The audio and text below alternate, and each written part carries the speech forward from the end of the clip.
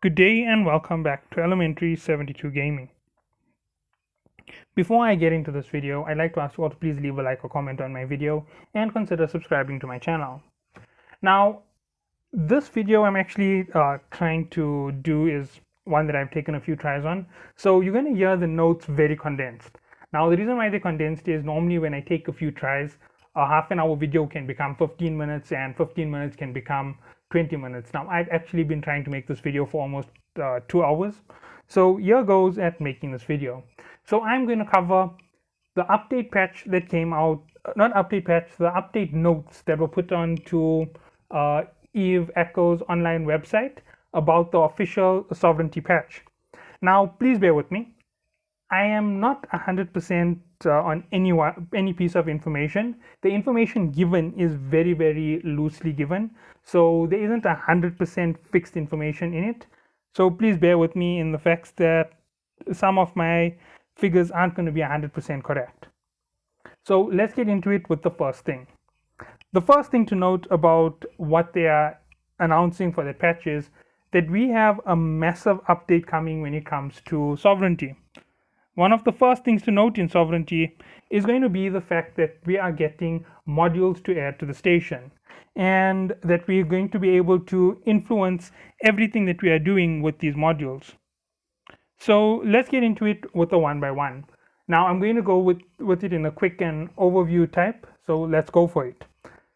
The first thing, the modules are going to improve our spawn rate of rare occurrences, that's scouts, inquisitors, dead spaces. You're going to have to equip this module to your station and it's going to help improve the rate within the sector.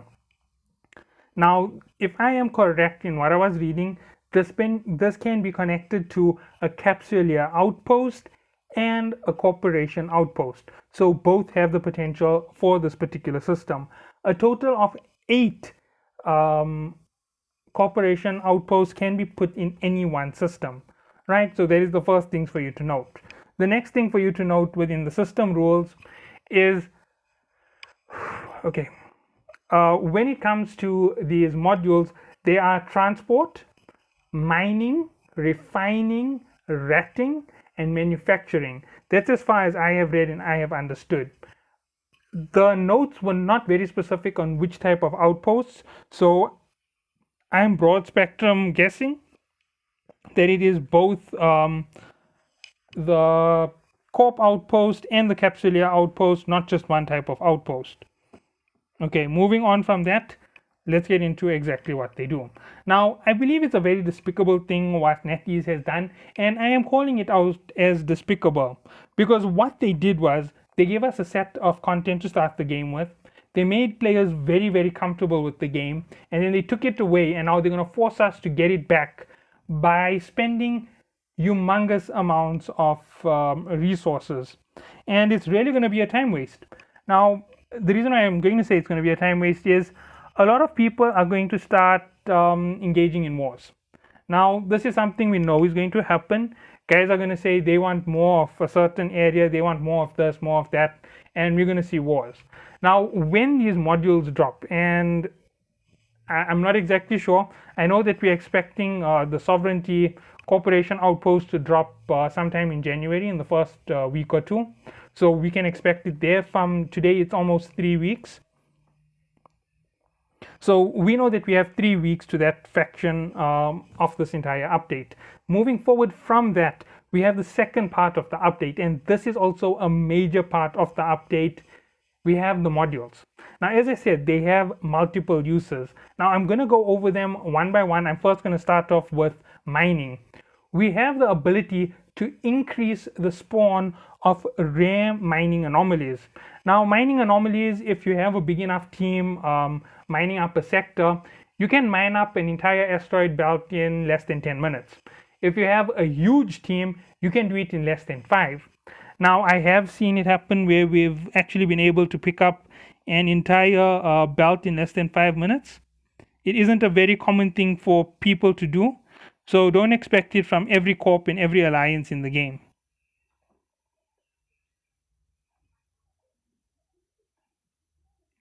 All right, so moving on from that, sorry about that, I am in the middle of play, so you are going to get a little bit of disturbance from me whenever I break to play the game. Now, moving on from the simple issues, let's talk about what comes in with all of these updates and the patches and everything that's coming in. The first one, as I said, was for the mining. Now, it increases the chances of you getting a condensed belt within the system. Now, for those of you who don't know what a condensed belt is, a condensed belt is a rare spawn in terms of systems. You're more than likely to find it in high level systems, 0.8 to negative 0.8 to -1. So those are the systems you will be looking in if you want to find that particular type of anomaly. Now, please bear in mind that this isn't a guaranteed spawn. It is extremely rare, and they have reduced its spawn rate even more than it previously was with their recent updates. Okay, so here is everything that you need to know about it. Just like ratting, mining can be performed in the same way. It's just way more PvE focused, so you don't have as much of a combat scenario within it. It's just a straight up versing the environment, taking the resources as fast as possible and pulling in these rich belts. Now, the spawn rate for them at current is 1% of all mining belts. So 1% of all mining belts, that means at any time on the map, considering that there are 2,554 systems, you should have 250 condensed belts. However, considering that fact isn't 100% true, a lot of the sectors are within high sec and don't have those region limits, along with the fact that low sec is included in this, reducing it only to the regions outside in null sec. It's almost half of the game size. Actually, null sec is more than half the game size. I'd say that 1,000 is low sec including null sec. Low sec including high sec is about 1,000 sectors, so about 1,500. So there's about 150 on the map at any one given time, and that would be just following the percentage rule and allowance. So that is what you can expect for the rare belts. Now, with the stations, you can improve these percentage chances. If I'm correct, if you're having a mining corp and you have a mining system, you can go and equip one of these mining improving modules and have a higher rate of spawns when it comes to mining. Now, as far as I know, it isn't affected by which corp is mining in the sector. So you could be part of the same corp who owns the station, or you could be another corp. It's purely up to you. You can do that. Now, they do have several other features they were talking about. The fact that you can drop resources close to the outposts when it's within the same system. So there is something else which you can improve. Now, I'm not exactly sure on how many of these high-end modules you can fit, but by guess, I am guessing you can only fit 2 on a station at a time. And there is a module to increase the number of stations within a sector. So if you have 2 with the module increasing the amount of stations, you can improve your amount of anomalies. Now, it could be that it's just 1, in which case you could do it with 2 stations and you would still end up with exactly the same run up as you originally had. You just have 2 extra stations in the system that will give you a nice balance for extra places to run to. Now, moving on from this, let's talk about the overall impact of this particular function. The extreme condensing of the belts and extra belt spawning in the system, if I'm correct, you can stack them. I'm not sure if it is stackable. That is something which we'll have to find out when they launch it. They might reduce that. Considering that NetEase doesn't like the player base to be happy, they more than likely will interfere to make sure that we extraordinarily upset and want to quit the game within a matter of days after the patch. So yeah, it's highly likely that they're going to do that. NetEase, I believe their primary goal is to make sure that nobody wants to play the game. I think they're playing a game with, let's see how fast we can kill a popular game. That's most probably their current objective. If it isn't their objective, then they, what would I say they are? The worst type of gaming company you can have. Well, basically that's where they're putting themselves. But anyway, that's me having a hit at them and having a good go at their devs. So let's go on with the next part of this. So the next thing to note about the entire this thing is, sorry, not this thing, the entire modules is the transport factor.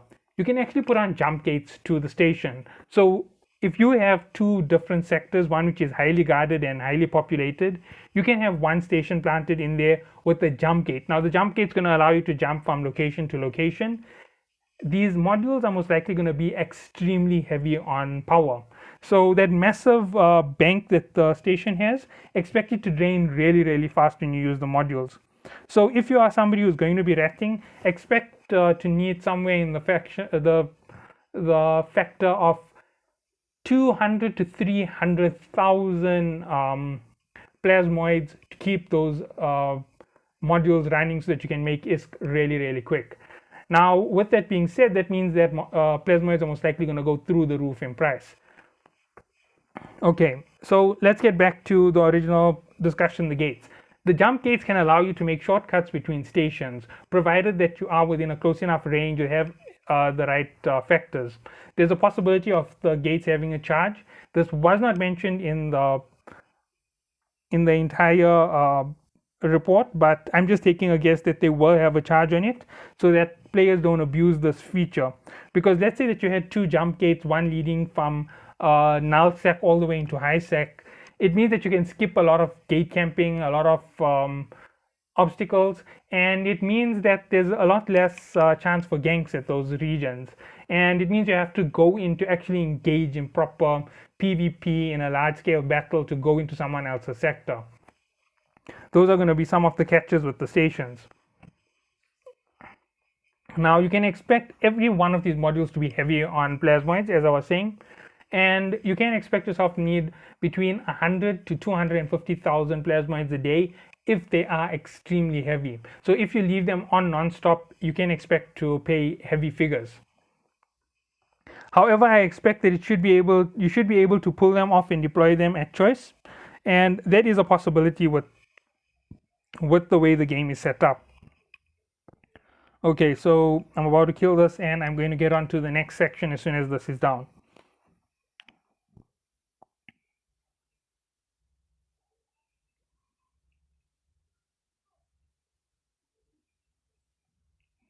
Okay, the next thing to note of a reasonable worry is going to be the fact that some of these modules are not going to be as simple as 1, 2, 3 to take out. Now, one or two of these modules are actually going to need to be deployed for long periods of time over the quick and easy quick deploy systems that we normally use to.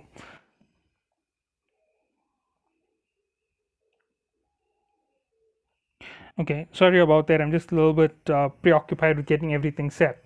Now, some of these modules are going to improve your sectors, improve everything. So you can expect the cost to be high.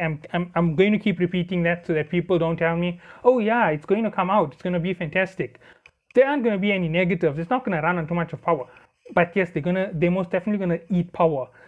If you look at those stations, the weapons eat power. So I'm suspecting that these modules are going to be really heavy.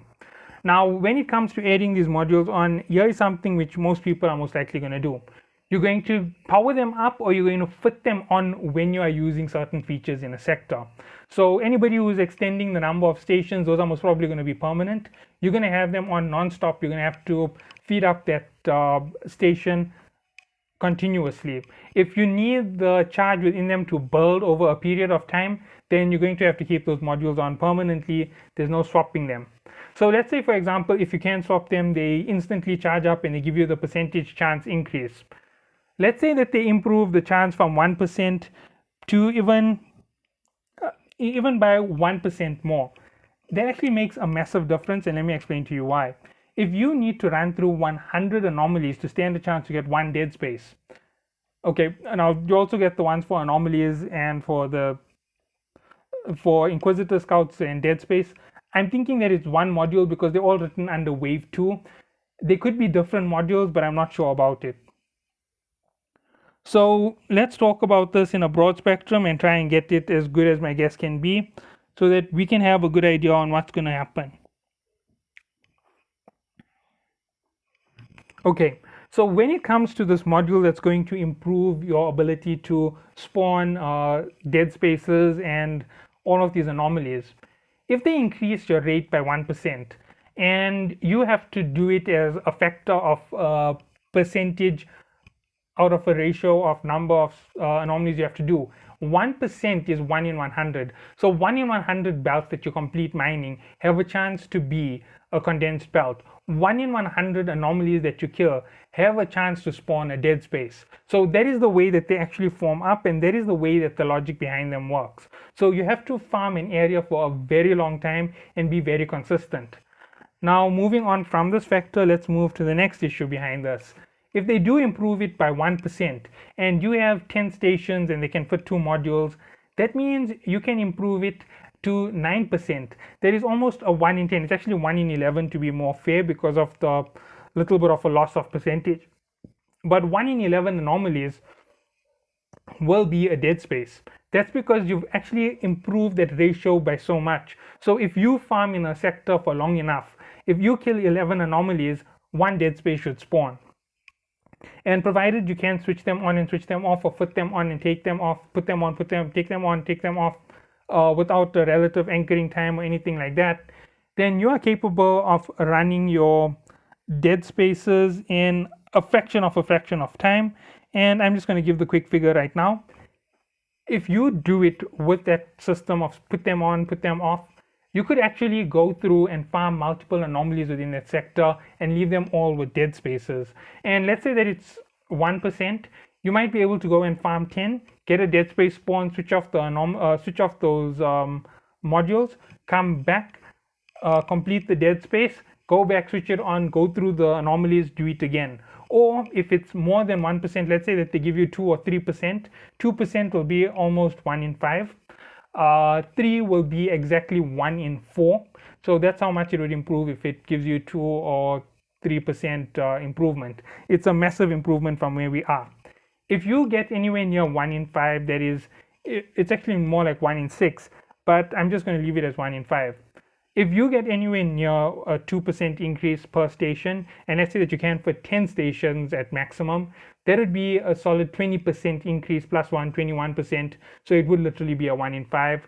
If you can go higher, then it'll be more than a 1 in 4. It will be almost 1 in 3, but 1 in 4 is much closer. So with all of this, this is the exact way that it will work. You will literally be able to jump into a sector, kill 4 anomalies, and you most likely will get a dead space. And you'll keep doing it, keep doing it, keep doing it, and the dead spaces will spawn every once in a while, and you'll start seeing them until you fill up the system. And since it's such small numbers, 1 in 4, 1 in 5, you can dedicate 2 hours to make the system full of dead spaces in sector regions. And there you go, you've actually completed all that you needed to do to get your system up and running.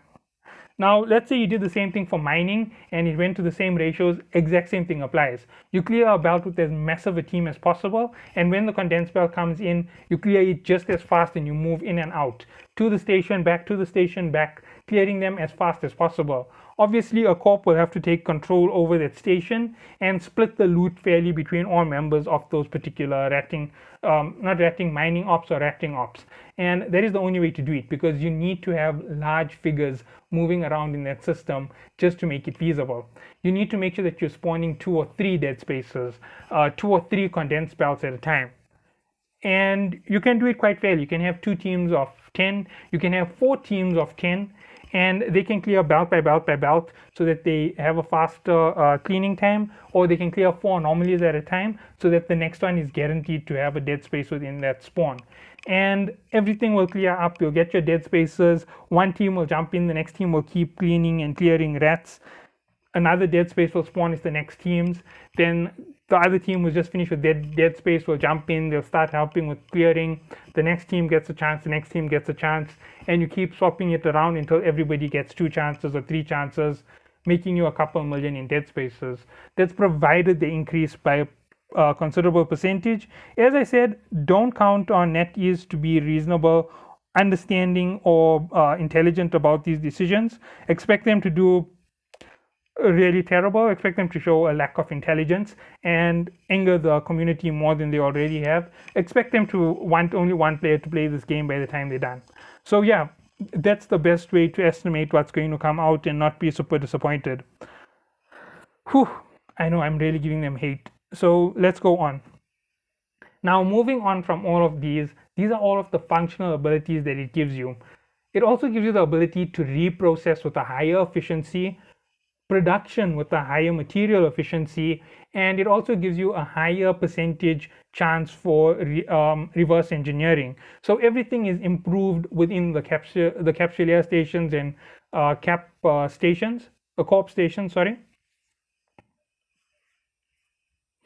Now, once you do all of this and you've managed to reach these functions, expect the game to get slightly easier for you.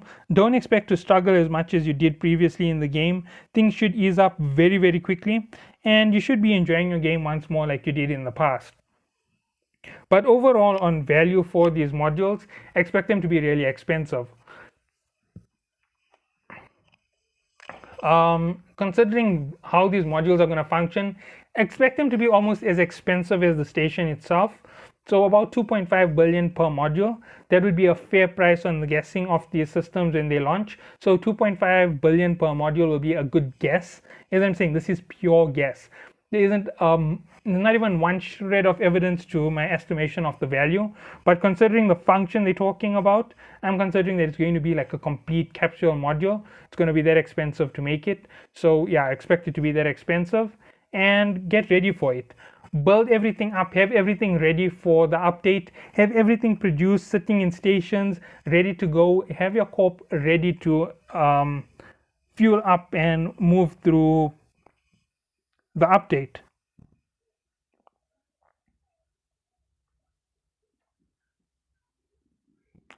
Okay, so those are the basic messages in this. And as I said, this is a really condensed version of my previous message. So I hope that you all do enjoy this video. And I don't think I covered the jump station yet. Sorry, looks like I'm gonna have to reverse that a little bit. The jump station is actually something very special. When you activate your gate, you can make paths between your own sectors. So you can double up. You can put one station in your sector, one station in the other sector, and jump between the two. You can put one up in high sec, in a sector which you control, or low sec, and use those stations to jump to and from your original location.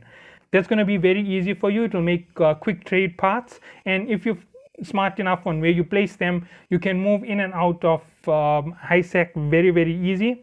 You won't have to worry about getting stuck in any certain pockets of space. So yeah, those are the options when it comes to the gate. It also makes trade way simpler and way faster. It will reduce travel time by a considerable amount.